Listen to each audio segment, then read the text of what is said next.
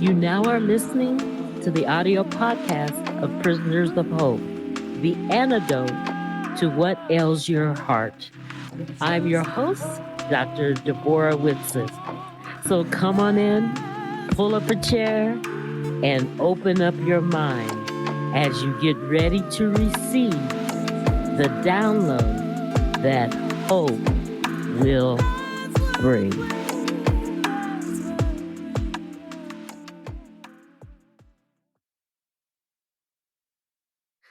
Hi, how's everybody doing? This is the Prisoners of Hope podcast, and it is a wonderful day. I am speaking with a ex-student of mine who was a student about how many years ago, Kimmy? I don't know. Oh, this is probably about 15 years ago. About 15 years ago. And her name is Kimmy, and I'll let her introduce herself. So, Kimmy, can you tell the audience your full name?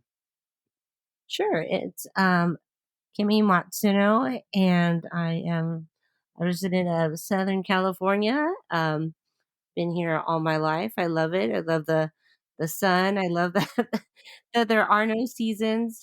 Yeah. Pretty, I used to pretty say much when I lived there, there was 2 seasons, windy and hot. right. But yeah, I had the pleasure of meeting Deborah at Cal Poly Pomona, where I studied marketing, and I will tell you um, that she was the most wonderful teacher, and I had the best time in her classes. I learned so much about life, not just marketing, but she was basically really one of the most influential people of my life. And I am so glad to reconnect with her after all these years and um, share my story with you today.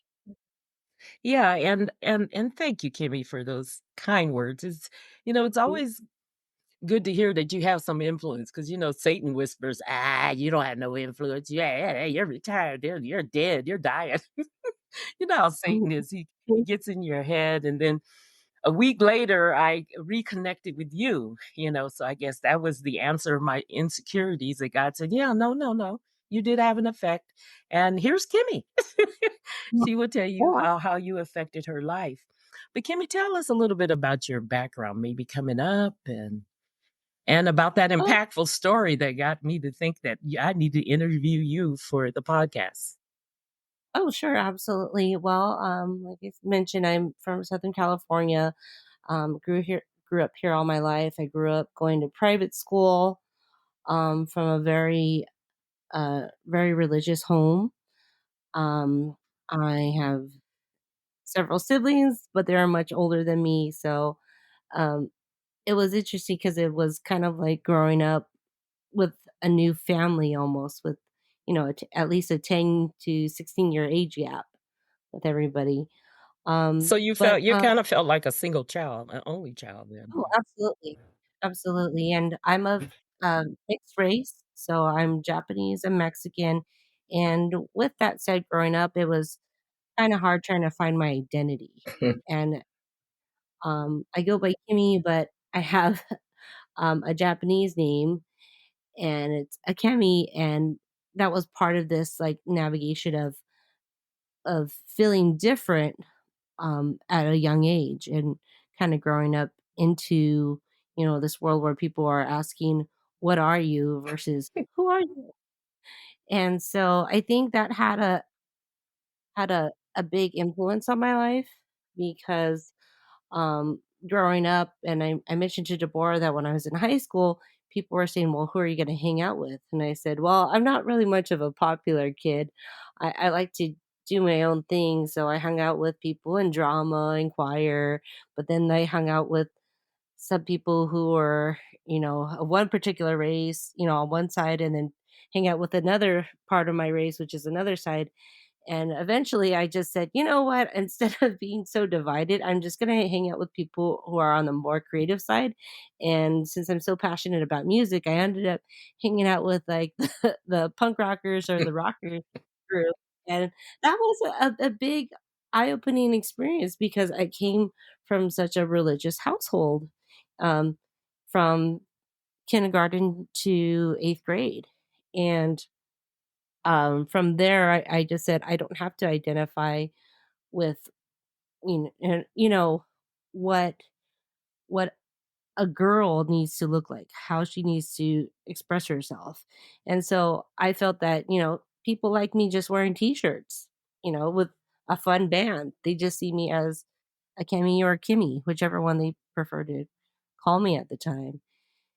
And so, but within that group, I still kept my faith. I did question it, Mhm. but that kind of leads me into my story of where when I was in this group, some of the music, as you may know, you listen to metal or rock, a lot of it is not not God friendly.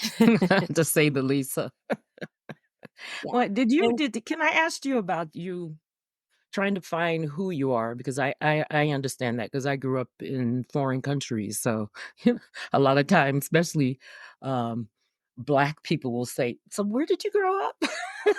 So, mhm. it's like, "You're kinda weird, you're kinda different." I wanted to ask you, did you adopt any of the accoutrements, like the hairstyle and the nail polish? Because I know a lot of punk rockers are goth. I don't know if they Oh, intertwine. yeah.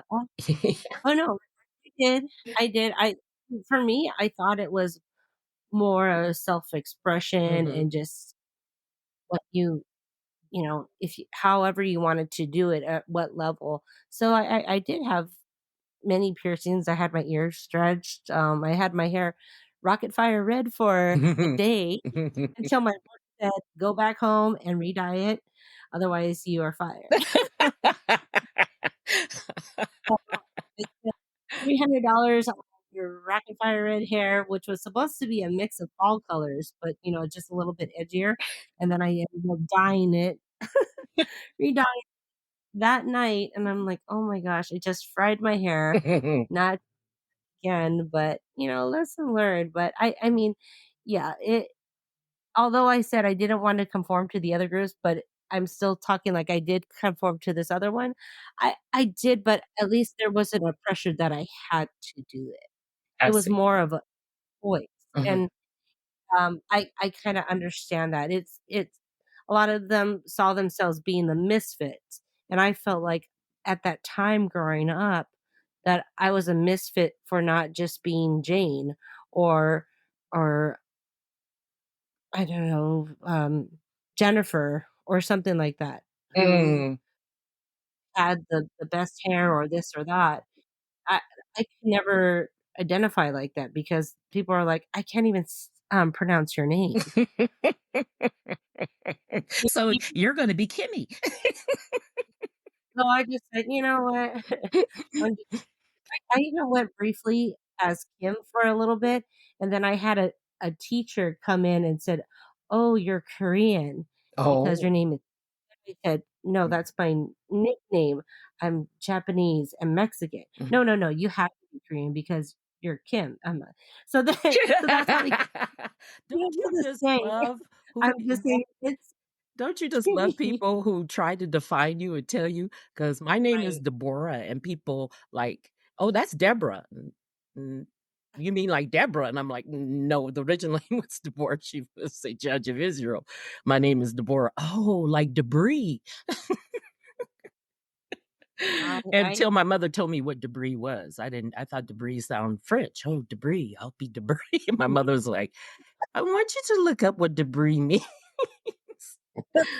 So I adopted Deborah.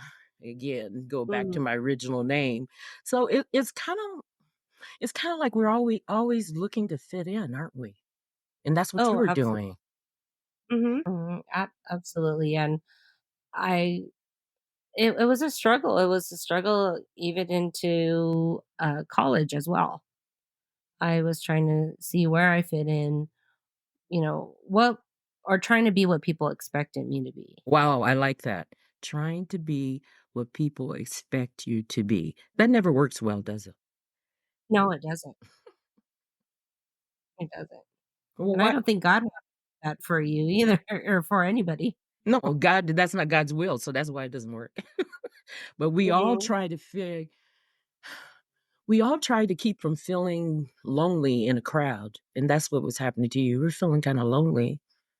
You were Mhm, mixed race in a crowd of people, mhm. and so you were trying to fit into what you think their image of you was, which, a lot of times is incorrect anyway to begin with. Right. And so eventually I just became the person that was I felt more accepted in the rock music group because they said, "Oh, wow, she's into this music, so am I." Or, "Oh, she likes to, um, dress in this certain way. Hey, that's kinda inspiring. Maybe I'll start dressing like that too." Mhm, And more of fun and more self-expression that I felt that, the more creative, I dressed, the more fun it was versus trying to keep up with the Joneses mhm, in school where they're saying, "Okay, you have to smell like Tommy Hilfiger or Curve, and you have to flat iron your hair, and then you have to wear red and yellow and, date these guys from this group." And I'm like, "What?" And I'm just like, it just felt way too much. And I just said, "I'm gonna go to this group, see what music they like, and hey, that's kind of fun. Oh, sure, okay." And then, it's funny too. It's the most common popular or color that you wear is black, so and mhm. that goes with everything. So that was about. I was like, oh, So what? so you had your wardrobe all set. Oh yeah, it was like a uniform. It's like being a cartoon. Black. It's like Johnny Cat. Right. Wow. But there's a world of color, but you were choosing black. Mhm. Interesting. Okay. So tell us about that fateful day that you took. I call it the long walk. Oh, absolutely. So, with my love of music, when I was younger, I decided to pursue music in college, and so I do have a degree in music. But while I was studying music, I worked at Guitar Center, and it was a really great place. A lot of nice people there, and there was this one particular time I started working there when I was 18 and I didn't have a car. So my parents would drive me to work. And now that I'm older and a parent, I'm just like, wow, that they really must have loved me because that's a lot of work to drive your kids to work and, you know, pick them up and wait for them outside. And I didn't see it how lucky and fortunate and how much of a blessing that was, for my mother to do that. But anyway, one But isn't that time. isn't that true with life? We don't see what a blessing things are at the time. My older son is legally blind. You know that, and he said something to me one day that really kind of hurt my heart, but lifted up. Hurt but lift up. He said, "I wish." Because he's blind in one eye, and in one eye has a scar in the retina. He said, "I wish I Mhm, remember where when I had full sight, so I could have been more thankful about it."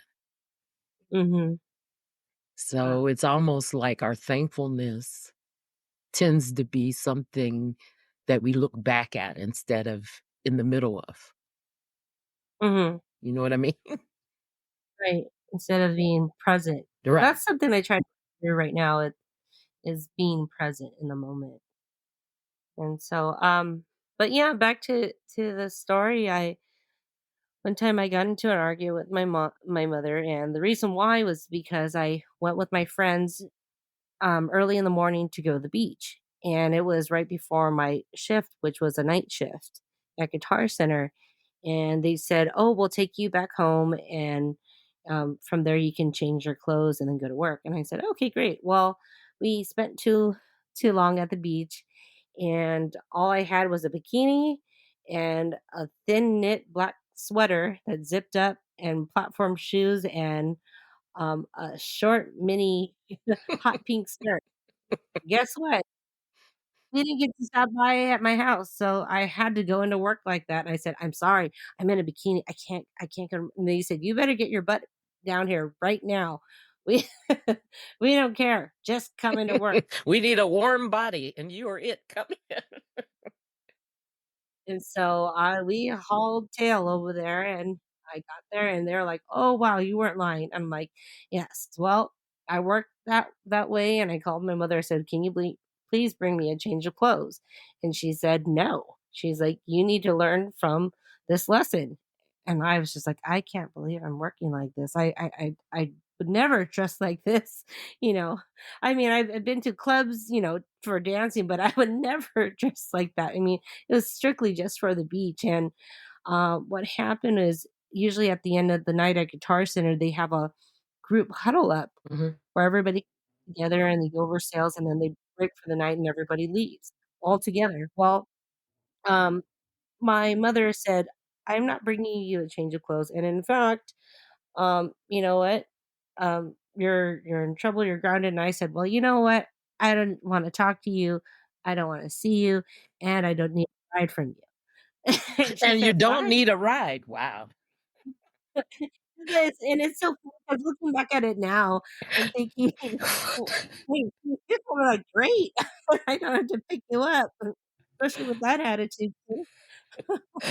It's like, I Yeah, do you realize your attitude for those of us who don't know, who listen to the podcast maybe in the Midwest, to drive anywhere, especially along the beach in California, takes hours. So what this girl Mhm, was asking is that, number 1, pick her up when she's done. That's what's the arrangement. mhm. Number 2, or actually number 1, "Could you bring me clothes and then leave and come back and pick me up?" Yes, yes, That's what you were asking. yes. Hey guys, I hope you really enjoyed that part 1 interview with Kimmy. Stay tuned next time when we talk about what happened on her long walk home. God bless until the next time. My hope is that this journey has been fruitful and you're able to take it and apply it to your life. Until next time, tune in again for the Prisoners of Hope podcast. God bless.